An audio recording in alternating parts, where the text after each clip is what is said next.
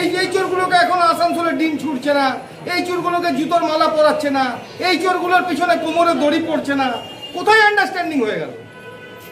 এ তো খুঁজে পাচ্ছি না। সারা বাংলায় এত চলছে, আর এটা কে করেছে আমরা জানি না। এই তো কর্পোরেশনের ভেতরে তার চেম্বার আছে। আমাদের দেশে ডেমোক্রেসি খুব ইম্পর্টেন্ট, এটা ডেমোক্রেসি। এবং আমি শুনতে পাচ্ছি মোটামুটি ডিমের দোকানে গেলে দু ধরনের ডিম বলেই দিচ্ছেন, আপনি কোন ডিমটা নেবেন, খাবার ডিম না মারার ডিম, এবং মারার ডিমের দাম কিন্তু বেশি। সুতরাং আসানসোলেও এটা আশা করি খুব তাড়াতাড়ি শুরু হবে। এরকম অনেকেই আছে যারা এই ডেমোক্রেসির ছোবল তাদেরকে দেওয়া দরকার, আসানসোলেও শুরু হবে। দিদি নমস্কার, আমি তিনাঞ্জন, TSNM নিউজে আপনাদের স্বাগত। আমাদের বিশেষ অনুষ্ঠান তুমি বলবে আমি শুনবো। এতে আমরা কিছু বলি না, এতে বলে জনগণ, প্রশাসন, সাধারণ মানুষ আমাদের মাধ্যমে বার্তা পৌঁছায়। দেখুন, শিল্পাঞ্চলে এই মুহূর্তে একটা বিশাল চর্চিত বিষয় সেতু দুর্নীতি। ব্রিজ, নদীর ওপর ব্রিজ বানিয়ে ফেলেছে। কে বানিয়েছে, কারা বানিয়েছে, কি করে বানালো, কোন অনুমতি বানালো, খুঁজে পাওয়া যাচ্ছে না। এবং প্রসঙ্গত আমরা যে ব্রিজটা দেখাচ্ছি, সেই ব্রিজটা 5 বছর আগে আসানসোল মিউনিসিপাল কর্পোরেশনের মেয়র জিতেন্দ্র তেওয়ারি তিনি এবং সেচ দপ্তর মিলে ব্রিজটা ভাঙিয়ে দিয়েছিলেন, কারণ অবৈধ। এবং সে সময় কর্পোরেশনের আধিকারিকরা বলেছিলেন ব্রিজ তো অবৈধই, তার সঙ্গে ব্রিজ পার করে যে জমি রয়েছে সেই জমিতে যে প্লটিং হচ্ছে সেই প্লটিং কোনো অনুমতি নেওয়া হয়নি, সরাসরি বলেছিলেন। এবং খেয়াল করে দেখবেন 5 বছর আগে তখন ছিল করোনার সময়, এবং তখন এটা বলা হয়েছিল, ব্রিজটা ভেঙে দেওয়া হয়েছিল। আশ্চর্যের বিষয়, 5টা বছর পেরিয়ে গেল, এখনো কিন্তু কর্পোরেশন সূত্রে খবর কোনো অনুমতি নেই সেখানে প্লটিং করার, এবং ব্রিজের তো কোনো গল্পই নেই। অথচ ব্রিজও হয়েছে এবং সেখানে প্লটিংও হচ্ছে বলে এলাকার মানুষের বক্তব্য। প্রথমে ছবি দেখুন, তারপর আসছি বিস্তারিত।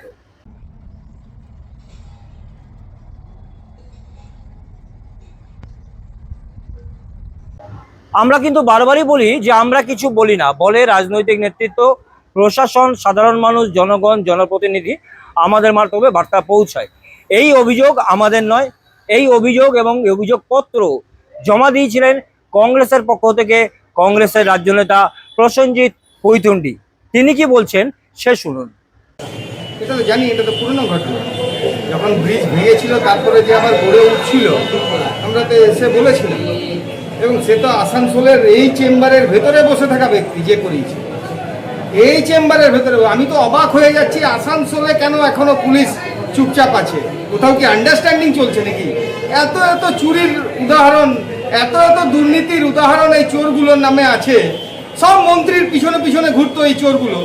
এই চোরগুলোর পিছনে এই চোরগুলোকে এখন আসানসোলে ডিম ছুটছে না, এই চোরগুলোকে জুতোর মালা পরাচ্ছে না, এই চোরগুলোর পিছনে কোমরে দড়ি পড়ছে না। কোথায় আন্ডারস্ট্যান্ডিং হয়ে গেল? এ তো খুঁজে পাচ্ছি না। সারা বাংলায় এত চলছে, আর এটা কে করেছে আমরা জানি না। এই তো কর্পোরেশনের ভেতরে তার চেম্বার আছে, সেই করিয়েছে। তো জিতেন্দ্র তেওয়ারি মহাশয় যখন মেয়র ছিলেন তখন ভেঙেছিল, তখন তো জানেন, এবং তার বিরুদ্ধে কার আওয়াজ উঠেছিল। আবার দেখলাম সেই দুদিন আগে বাইট দিচ্ছে, এটা এরকম হওয়া উচিত নয়, ওরকম হওয়া উচিত নয়। আরে ভাই, করিয়েছে তো তোমরা নিজে। আবার ফেসবুকে বড় বড় এখন পোস্ট দিচ্ছ কয়লা চুরি বালি চুরির গল্প। কয়লা চুরির বালি চুরির টাকায় ঘরের কুকুরকে 10,000 টাকার খাবার খাইয়েছে মাসে মাসে। এদের কেন কিছু হচ্ছে না? এই তো খুঁজে পাচ্ছি না এই চোরগুলো। কংগ্রেসের বক্তব্য শুনলেন। এরপরে নবনির্বাচিত যে সরকার এবং সেখানকার যিনি মন্ত্রী, আসানসোল দক্ষিণের বিধায়িকা অগ্নিমিত্রা পাল, তিনি কি বলছেন এবং যে জায়গায় বসে তিনি সাংবাদিক সম্মেলন করছিলেন তার অদূরেই এই ঘটনা।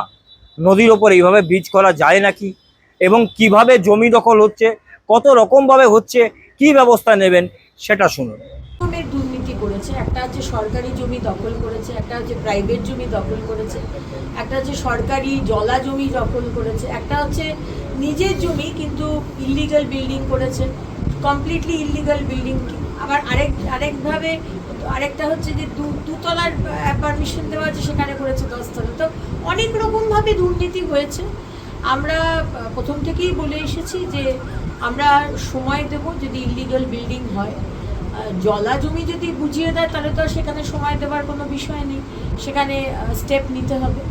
আর যদি ইল্লিগাল বিল্ডিং তৈরি হয়ে থাকে তাহলে আমরা চেষ্টা করব যে সেটাকে যাতে গভর্নমেন্ট যে নর্মস সেটা অনুযায়ী রিফর্ম করা যায়। যদি না করা যায় তাহলে তখন আমরা আমাদের মতো স্টেপ নেব। দিদি, যেখানে আমরা রয়েছি সেখান থেকে প্রায় 500 মিটার দূরে, যেখানে এই জেলা অফিস সেখান থেকে প্রায় 500 মিটার দূরে সেখানে নুনিয়া নদী, তার উপরে ব্রিজ তৈরি হয়েছে অবৈধভাবে। এবং এক সময় আমাদের যিনি মেয়র ছিলেন, এখনকার বিজেপির বিধায়ক জিতেন্দ্র তিওয়ারি, তিনি সেটা ভেঙে দিয়েছিলেন। তারপরেও আবার 5 বছরের মধ্যে তৈরি হয়ে গেছে। বর্ষা আসছে, আবার তো ভাসবে এলাকা। দেখুন, এই সমস্ত বিষয়গুলোই আমরা দেখছি, কিন্তু আপনাদের এটাও ভাবতে হবে যে আমরা এসেছি আজকে 1 মাস হলো, সুতরাং 15 বছর ধরে এবং তার আগে 34 বছর যে দুর্নীতি করে গেছে।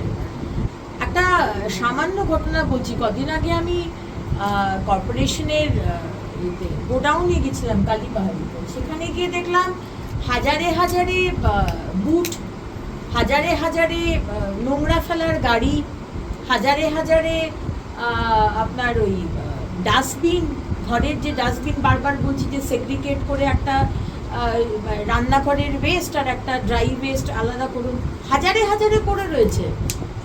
আবার তারপরেও দেখলাম কিছু কাউন্সিলরের বাড়িতে তিরপল, ফুটবল।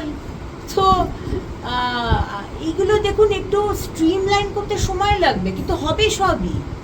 আজকে যেভাবে এই যেটা বললেন যে নদীর ওপরে ইললিগাল একটা কালভার্ট করে দিয়েছে বা ব্রিজ করে দিয়েছে, কলকাতাতেও আজকে চিংড়িঘাটাতে ক্যানাল রয়েছে, ক্যানালের উপর এনক্রোচমেন্ট হয়ে ওখানে রাস্তা করে দেওয়া হয়েছে।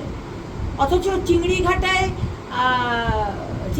তো মানে হলদিরামের সামনে, সরি ওই আমাদের হলদিরাম যে এয়ারপোর্টে যাওয়ার যে হলদিরাম, ওই সামনেটাতে কোমর অবধি জল হয়ে যায়। তো এটা কোনোদিন আগের সরকার দেখেনি, কারণ তাদের কাছে এটা প্রায়োরিটি ছিল না।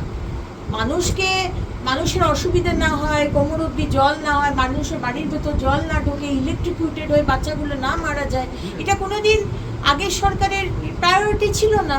প্রায়োরিটি ছিল কি করে আমি টাকা কামাবো, কি করে আমি ইললিগাল বিল্ডিং বানাবো। আমাদের কাছে এগুলো করার প্রায়োরিটি কিন্তু সময় লাগবে, কিন্তু করবো ঠিক। ব্রিজের গল্প তো শুনলেন, ব্রিজ কি করে হলো, কারা করলো, কি করলো, তার তদন্ত হবে এমনটাও শুনলেন, ব্যবস্থাও নেওয়া হবে, একটু সময় লাগবে এমনটাও শুনলেন। এরপরে যে কারণে ওই এলাকায় প্লটিংয়ের প্রশ্ন আসছে, কংগ্রেসের পক্ষ থেকে অভিযোগ হচ্ছে এই ব্রিজটা বানিয়ে দেওয়ার কারণই হচ্ছে ব্রিজের ওপারে যে জমি রয়েছে তার দাম হু হু করে বাড়বে, এবং আসানসোলের আরও বেশ কিছু জায়গাতে এই জমি মাফিয়াদের সাহায্য করতে, জমির দাম বাড়াতে বেশ কিছু নেতা নেতৃত্ব এরকম অনেক কাজই করেছিলেন। শুনুন প্রসেনজিৎ পুইতুন্ডি কি বলছেন। উপরে যে ব্রিজটা, যেটা নিয়ে আপনারা কমপ্লেনও দিয়েছিলেন, এবং পাশের জমিটা, ওই জমির কি দাম বাড়ানোর জন্যই ব্রিজটা মনে হয়? আবার কি ওই জমির কোনো মূল্য ছিল না? এরকম অনেক ঘটনা আছে। কোথাও কোনো একটা এলাকা থেকে জলের পাইপ লাইন এনে সেই এলাকার জমির দাম বাড়ানোর কাজ করা হয়েছে।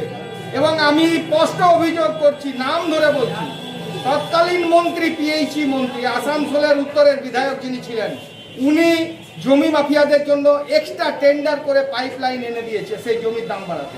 ঠিক সেরকমভাবে এই ব্রিজ বানাবার কাজ করা হয়েছে ওই জমির দাম বাড়াবার জন্য, জমি মাফিয়াদের কাছ থেকে মাসোহারা। বিগত 5 বছর আগে যখন এই ব্রিজ, এই সেতু নুনিয়া নদীর ওপরে ভাঙতে গেছিল আসানসোল মিউনিসিপাল কর্পোরেশনের আধিকারিকরা এবং সেচ দপ্তর, সেই সময় আসানসোল মিউনিসিপাল কর্পোরেশনের আধিকারিক তিনি কি জানিয়েছিলেন, শুনুন তার মুখে। স্টাডি করতে পারেন না, হয়তো আপনি যা আপনার প্লট আছে আপনি এত নকশা বানাতে পারেন, সব করতে পারেন, কিন্তু ফিল্ডে আপনি কাজ করতে পারেন। আপনি তো অলরেডি প্লটিং করে বসে আছেন, অলরেডি আপনারা তো বিক্রি করে দিয়েছেন, এটা বহু লোককে বিক্রিও করতে পারেন না আপনি উইদাউট প্লটিংয়ে, উইদাউট স্যাংশন। এই ব্যাপার আপনি কি বলবেন ওনারা জিজ্ঞেস করুন। দাদা, ব্রিজের কি পজিশন হলো লাস্ট পর্যন্ত, কি আপনাদের কাছে কি নির্দেশ? ব্রিজে যেরকমভাবে আমাদের কাছে নির্দেশ ছিল যে এখানে প্লটিং হচ্ছে, তারাই এখানে ব্রিজ বানিয়েছে, ঠিক আছে। এখন আমরা এখানে যখন এলাম আর কি, তখন দেখছি যে এখানে সব গ্রামের লোকগুলো এসে বলছে আমলোক বানায়। এইটা একটা আমাদের দেখার ব্যাপার আছে যে ভাই এই ব্রিজটা আদৌ এখানে দরকার আছে না, এই ধরনের ব্রিজের নিয়ে যে কোনো কাজ হবে সেটা ওনাদের অন রিকোয়েস্ট, ওনাদের অথরিটি যা ডিসিশন নেবে সেই অনুযায়ী আমরা করবো আর কি। এখনো পর্যন্ত আপনাদের কাছে কি খবর, প্লটিং বৈধ না অবৈধ? এখনো পর্যন্ত তো আপনার অবৈধ আর কি, যেহেতু এটা স্যাংশন নেয়নি বলে আর কি। স্যাংশন যেদিন নিয়ে নেবে সেদিন বৈধ হয়ে যাবে, কিন্তু এটা এখনো পর্যন্ত প্লটিংটা কিন্তু বৈধ নয়। দেখুন, বর্ষা এলেই কিন্তু এই এলাকাটা জলমগ্ন হয় সবাই জানে। এবং এমনও দেখা যায় সাঁতরে পার হচ্ছে, এমনও ছবি বিগত দিনে দেখা গেছিল। এবং নদীর ওপর অবৈধভাবে সেতু করে দেওয়া হিউম পাইপ দিয়ে জল বেরোতে না পারার কারণে এরকম ঘটনা ঘটে বলে জানতে পারা যায়। কিন্তু এখনো ব্রিজ রয়েছে এবং ব্রিজ ঢালাই করা রয়েছে। কে করালো, কারা করালো, কিভাবে হলো, সবটাই তদন্তের বিষয়। কিন্তু বর্ষা আসছে, এবার কি হবে, পরস্পর কি ঘটনা ঘটেছিল, জমির কি বিষয়, ব্রিজের কি বিষয়, রাজনৈতিক নেতৃত্ব কি বলছে, তদন্ত কিভাবে হবে, আদৌ হবে কিনা, সবটাই দেখতে চোখ রাখুন TSNM নিউজের পর্দায়। তুমি বলবে আমি শুনবোতে। আজ এ পর্যন্তই, আবার দেখুন আগামীকাল।